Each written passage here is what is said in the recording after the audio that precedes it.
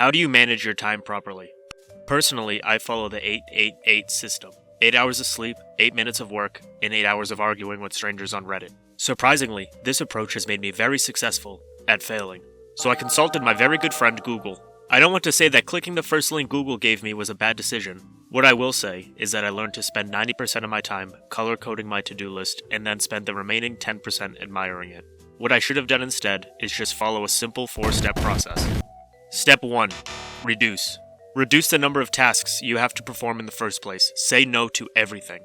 Unless it's your girlfriend and she is suggesting a threesome. If she does that, wake up immediately. You have fallen asleep and you're dreaming. Once you're awake, keep saying no. Say no to low-value tasks you can delegate. Say no to distractions, and say no to that twerking video. But first, send me the link so I can say no as well. If you fail to say no, you will have 100 tasks on your to-do list. That might seem impressive until you read through the list. The mere act of reading that list will make you tired. And all that tiredness will lead to difficult questions. Like, why are we even here? What is it all for? Does my father love me? That's not a place you want to go. Unlike you, I can ask those questions because I know that my father loves me. Every time he looks at me, he cries. He even has the cutest pet name for me, Walking Disappointment. So please, say no to as much nonsense as possible. Once you have a reasonable number of tasks on your to-do list, move to Step 2. Step 2. Prioritize.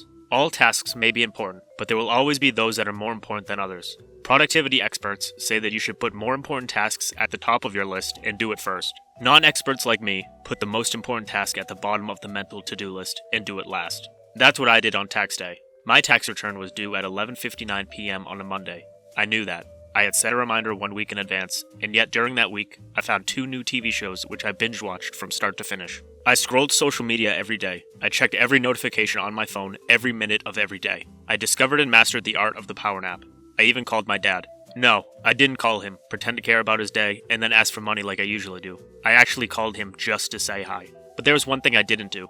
I didn't file my tax return. I know I should, but I didn't bother doing it until 10 p.m. on Monday night, 2 hours before the deadline.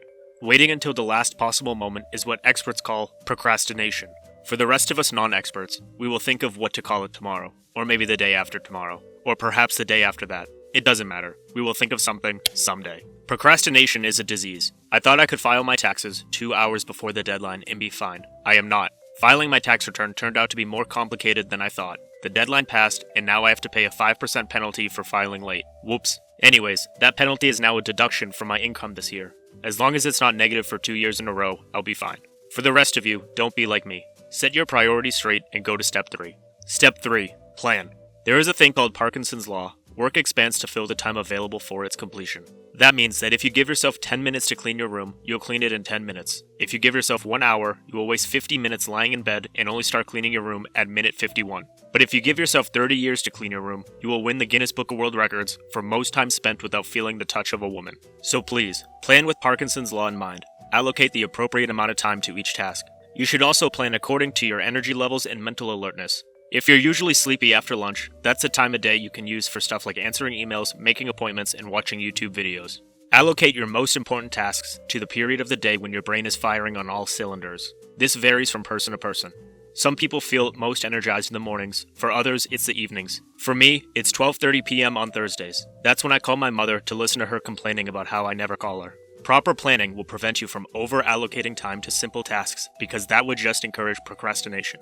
If you don't know exactly how long a task will take, use the low end of the estimate. But don't under-allocate time on purpose either. You're not going to be sitting at your desk for 10 hours straight. You need to allocate enough time for bathroom breaks, stretching, and fantasizing about that girl that you will never have the balls to talk to. If you have a huge task, like filing a tax return for example, don't do it as a single unified task. Split it into smaller subtasks. You can split tax rate research, receipt gathering, bank statement collection, compiling, and the actual filing into different tasks. Doing it this way gives you a picture of how large the whole project is, shows you how much progress you're making over time, and makes you cry when you realize how good you are at wasting money.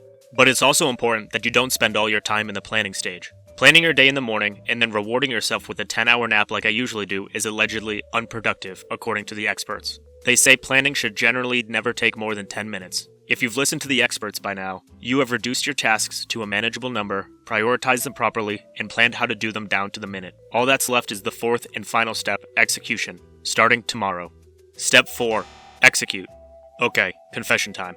I have always messed up my execution of tasks. When I was in school, I would get a paper with a 2-week deadline. Being the lazy genius that I am, I wouldn't even bother starting work on the paper until the night before it was due. I would sacrifice sleep, work on the paper as quickly as I could, and turn it in the morning. The teachers, for some reason, always gave me C's and D's. I was Schrodinger's idiot. That means I was a genius and an idiot at the same time. I only got D's because I rushed the paper. If I used my time well and spent 2 weeks on the papers as the teacher intended, I had no doubt that I would score an A. At least, that's what I told myself. But I never worked on any paper for 2 weeks. At most, I would work on a paper for 2 hours. I did this on purpose because I was scared. That's what my therapist says. If I worked on a paper for 2 weeks and still scored a D, it would confirm beyond any reasonable doubt that I was an idiot. But as long as I never tried hard enough to confirm whether I was a genius or an idiot, I would be like Schrodinger's cat, existing in both states at once.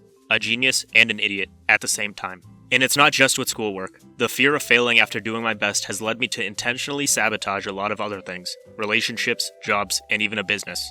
I don't know how similar you are to me, but the fear of trying hard and still failing is pretty common. We all want to protect our egos. We want to succeed, but don't want to be seen trying too hard because we want success to be effortless. It's the reason you feel tired before you even start doing something new or challenging. Deep down in our heart of hearts, we're all lazy. Binge watching a Netflix show for an entire weekend straight is a lot of fun. But even the mere thought of working for that long is exhausting. Your brain anticipates the pain, gets tired in advance, and tells your body not to do it, so you don't.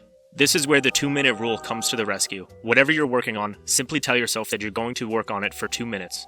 2 minutes is just enough time to disappoint a girl with your bedroom skills, but not enough time for your brain to think it's too much and put up a fight. Don't look at the clock. Just sit down and try to work for 2 minutes. Odds are you will get into the flow and work for way longer than that. If you don't, take a short break, emphasis on short, and then try again. That's how you execute properly. There will be a few starts and stops, but as long as you keep at it, you will become a time management pro.